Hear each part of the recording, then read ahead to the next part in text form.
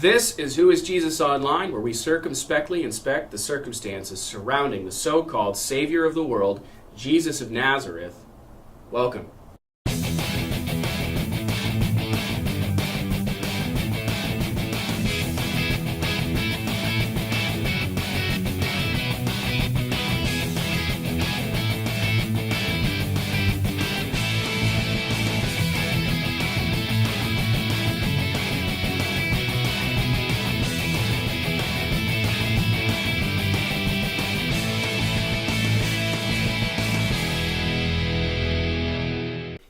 Well, welcome. We're so glad that you decided to spend a little bit of your time with us today. My name is Doug. I'm here to investigate what we can actually know about Jesus of Nazareth. I'm going to use as my primary source documentation the eyewitness testimony of his closest friends, beginning with a guy named John. This is not an approach that a lot of scholars take. There's a lot of people out that just dismiss the testimony of John, of Matthew, of Mark, and of Luke just right out of the gate. I think it's bad history. I think they do that because they have some materialistic presuppositions. They have a hard time with the idea of miracles and some of the other things that are recorded, and so they just out of hand dismiss it. The problem is that these guys died for what they believed, and so therefore we have to take their view at least seriously. That is, we have to believe that they believed it. Regardless of where we land on the issue, we have to admit that what they believed, they really believed, enough to allow people to kill them rather than admit that it was fake or anything like that. So that's what we do. We investigate the primary source documentation. And like I said, we're starting with the Gospel of John, the eyewitness testimony of John. Now, it doesn't really start very narratively. We've got these kind of long sections about the Word, and you can look back at some of the other episodes to see kind of where we're at right now. But today we're going to start in verse 10. We took a little aside to talk about John the Baptist, the first witness, that John the Apostle is going to call forward. And so now we're kind of jumping back into the text. And this is a very deep, thick section of text that we're going to read today. And so I don't want to waste any more time. However, I am going to get a drink of coffee because, as we know, that is not time wasted. All right, let's do this. Starting in verse 10. John chapter 1. He was in the world, and the world was created through him, yet the world did not recognize him. He came to his own, and his own people did not receive him. But to all who receive him, he gave them the right to be children of God, to those who believe in his name, who were born not of blood, or of the will of flesh, or of the will of man, but of God. Who were born not of blood, or of the will of flesh, or of the will of man, but of God.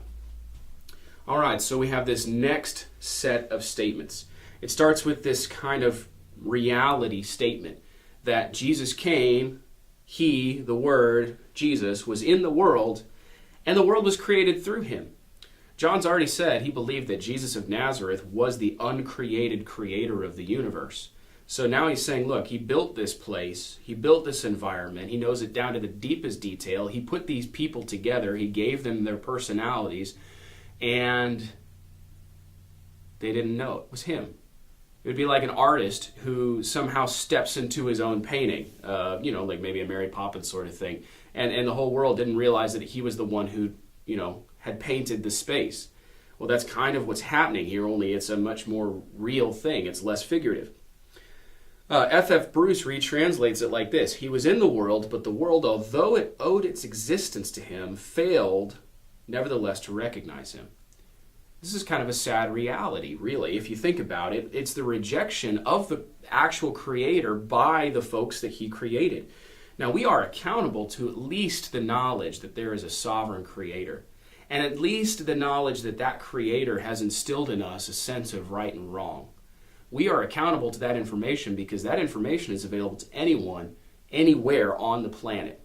That they were made, that they didn't make themselves, and that they know the difference between right and wrong. There are some details there on that could be discussed further, but we don't really have a lot of time.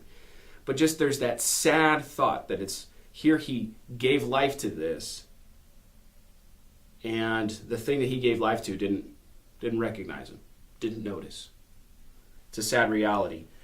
But what John's doing is actually building up to an even more sad reality. It says he came to his own, and his own people did not receive him. He came to his own, could be translated place. He came to his own place. He came to his own property. He came to his own home.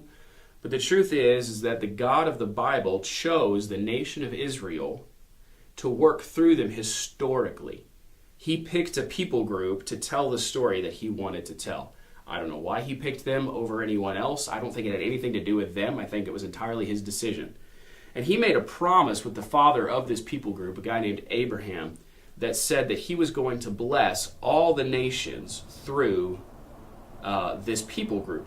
I want to read that promise to you. We call it the Abrahamic covenant. It shows up in Genesis chapter 12, verses 1 through 3. It says, "The Lord said to Abram, 'Go out from your land, your relatives, your father's house, to the land that I will show you, and I will make you into a great nation, and I will bless you, and I will make your name great, and you will be a blessing, and I will bless those who bless you, and I will curse those who treat you with contempt, and all the peoples on earth will be blessed through you.'"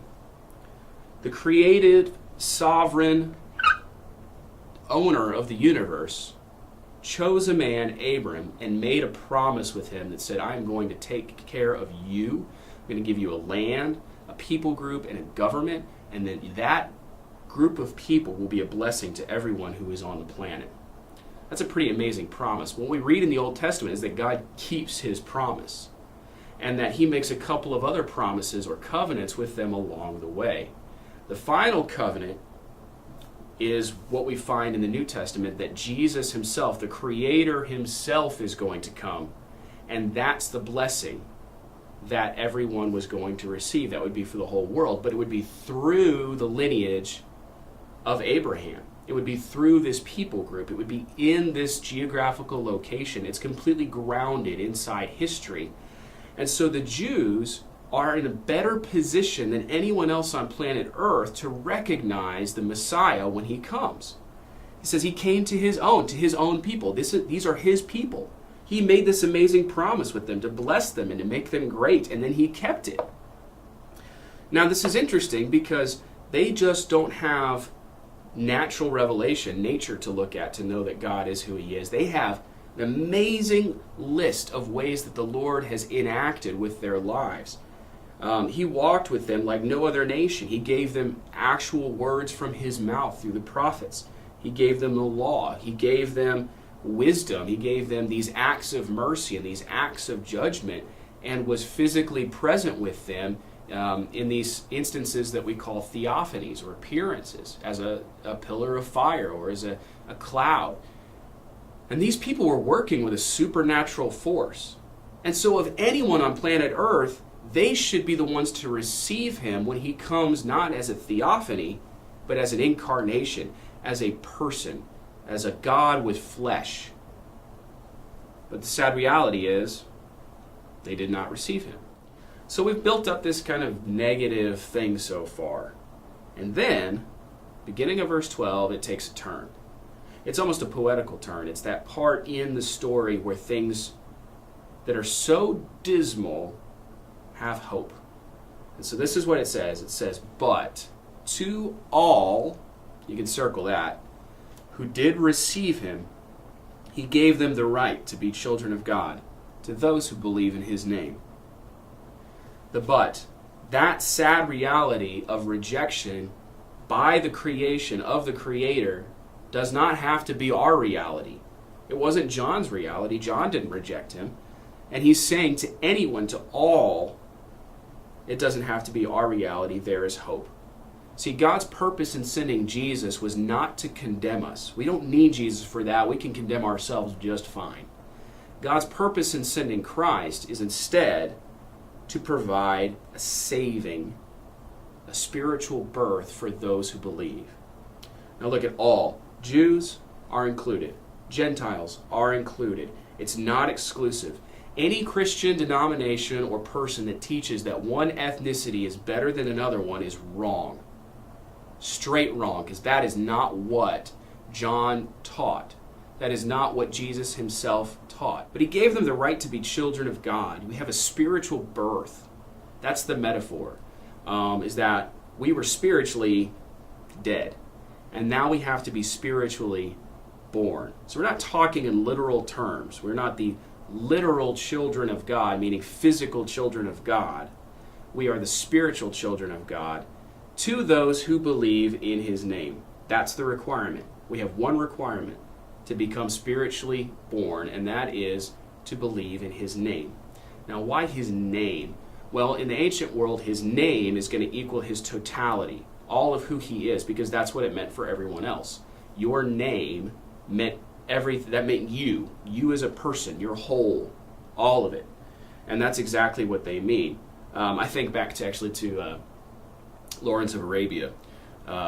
He's out there in the desert, and the guy comes up and he says, "Why don't you tell me your name?" And he has that great line where he says, "My name is for my friends." Like, I'm not going to tell you that because, right, that's protected territory. Well, that's because it was incredibly important. Well, this is no different in the first century, and it's no different today. For those who believe in his name. Now, what does it mean to believe in his name? It's some church lingo, so I want to clarify it a little bit. It means a faith that yields complete allegiance to the Word, this Logos, this incarnate Word. It trusts him completely, it acknowledges his claims, and confesses him with gratitude.